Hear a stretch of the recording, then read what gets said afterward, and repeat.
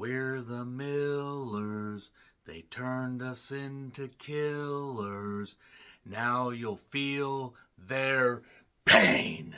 They Turned Us Into Killers was written and directed by Thomas Walton, who did Room 9 and other projects. Check out his IMDb page for the full list of his work. And it stars Scout Taylor Compton as Star. She's a star! She was also in Starlight. There was a movie that she actually was quite good in, even though it mainly took place in one room. It had a nice little idea. And Scout Taylor Compton, who I've loved since the Rob Zombie Halloween movies. And I'll jump on just about anything that she's in because I think she's quite good. Also, Taryn Manning. Remember the girl that fell down the stairs in that Britney Spears movie Crossroads and was also in that Karen movie? Yeah, Taryn Manning as Karen. I mean, that's just goddamn hilarious. She plays Macy. That's the magic of Macy. And then you also have Jed. Old Jed is dead. Who's played by Michael Berryman. If you pay the Berryman, he will take you across the Berry Farm. Not Sperry Farm. And okay, I'm having a little bit of fun with this. You also have Kane Hodder, who was in this. Yes, the late era Jason, who apparently is a really, really nice guy, a hulking figure, and I'm just glad he's getting more work, because apparently one of the nicest guys in Hollywood. And Lauren Francesca plays Karma. And basically the story of this is Star, played by Scout Taylor Compton, is taking revenge on the people that led to the unfortunate end of Karma's life. Basically, Karma bit them into, okay, that's it right there. Let's just move on from that. Karma ended up taking her own life, basically. I want to say, in all seriousness, as never the answer is terrible, help is out there. But Karma basically felt like there was no other way. She was in an abusive relationship, a lot of this stuff, and all this stuff is told in a letter that Star gets, and Star decides to take revenge on the people that led to the end of Karma's life, and torturous methods. And then we get a preponderance of backstory tying back to something from 40 years before, and look, the idea is kind of neat and everything, and I don't think it's the worst thing in the world.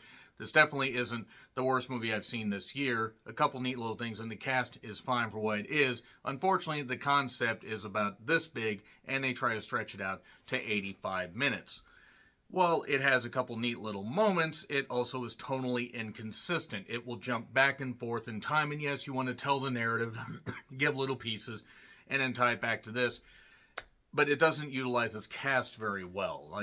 Nobody's really given much of anything to do, and you don't really care about any of the characters either seeking revenge or the characters meeting an unfortunate end that caused a lot of bad shit to happen. I did rent this on Amazon for about $6 to $7, depending on your region, and I decided to give it a shot, and you know what?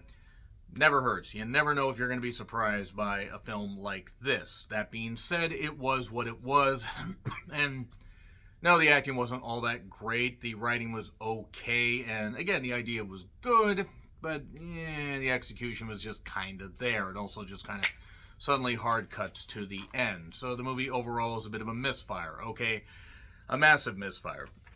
Check it out. Maybe you'll feel differently. I don't know. And again, the spoilers, though. 3, 2, 1, and spoilers. So, yeah, there isn't a lot to spoil in this because we find out about Karma's backstory, how she was in an abusive relationship with a guy named BJ. And there's also this guy named Zion Miller who is... Let's just say he just shows up suddenly. He's in this shed that's apparently soundproofed, where torturous things are done to various guys that basically through, and I don't want to say any fault of their own, they absolutely knew what the hell they were doing. They thought they could get away with it, but Karma was going to bite them in the ass. A lot of studios had their finger in this pie. I think I counted at least 6. That's all right, as long as people get work. That's a good thing. And Scout Taylor Compton, I think, is just gorgeous. I absolutely think she's just tremendous. Happy she's getting work. Taryn Manning, I could take her leave, in all honesty. She is who she is. I mean, yeah. But Lauren Francesca does fine. I think she's better doing comedy and stuff that she's done before. She wasn't really given a lot to dive into here. She tries to play the conflicted girl that becomes a drug addict and wants to make her boyfriend happy because she's in an abusive relationship. The boy's name is BJ, by the way, for Bo Johnson Jr., so it should have been BJJ, but I digress. And it turns out that Zion is helping Star because he is seeking revenge on people that tie back to a crime that took place 40 years ago, where his mom was a victim of either a sex crime, a hate crime, or possibly both.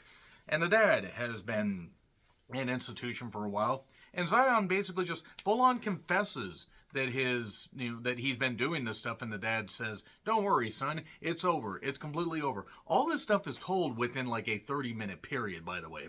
Like, we get all this stuff.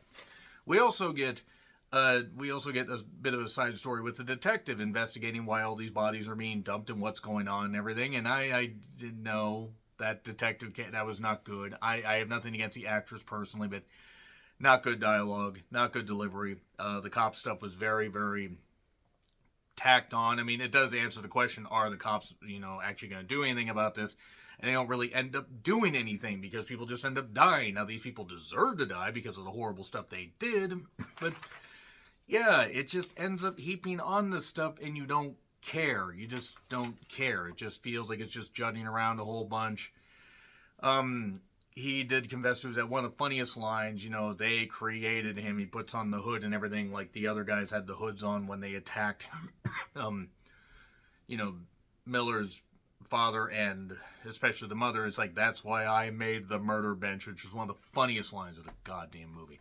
So there is this guy that is captured there. His name is Travis. He basically confesses this stuff to Scout Taylor Compton because she's torturing him and pinning him down. And one of those sounds better than the other, but let's move on from that. She ends up capturing the guy BJ, who eventually ends up meeting his, and just boom. And we are 40 minutes until the end of the movie, and this guy's dead.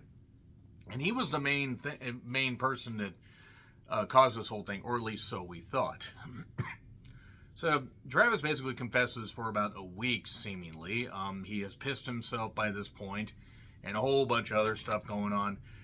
Taryn Manning's character, Macy, gets introduced, where Karma basically is confessing to her all this stuff, and then snaps because she's a recovering drug addict, or trying to recover, going to this meeting, AA meeting, whatever the hell it is, and then she drops this letter to Star. I'm a star, and tells the detective about this. The detective doesn't end up really doing anything with it except taking it to her police chief, father, or possibly third cousin from her dad's side. I don't really know. They just end up investigating people. And all these people that were killed by Zion originally, it turns out they had sons. And these sons are carrying on this, evil, nefarious, criminal, background deal, whatever. Yeah, that's it. It's all tying into genetics. Genetics make you evil, I guess, or evil is genetic, whatever it is. So the cops, aren't really doing. They sort of investigate. They don't really do much of anything, and then Star ends up killing one of the guys, and then Travis meets his end. Whereas I am saying, we're the Millers. They turned us into killers, and now you'll feel their pain, and that's it. It turns out Travis sold the drugs that led to Karma getting hooked and eventually taking her own life. Yeah, that's about it, really. The movie has a neat little idea. Overall, the execution is sloppy. Again, I'm not saying don't check it out. Maybe you'll feel differently. This is a misfire to me. It gets an F. I'm sorry. It gets an F. I'm not saying between 1 out of 10 and 10 out of 10, I don't know. I mean, if I wanted to give this, it'd probably be a 4 out of 10 at least. Maybe a 3 out of 10. But again, I've seen worse, but this just really wasn't. Enough material for this, stretch out to this. So F. Agree, disagree, what I said, like, share, subscribe, Twitter handle in the description. I'm John Rickland. I'll see you soon.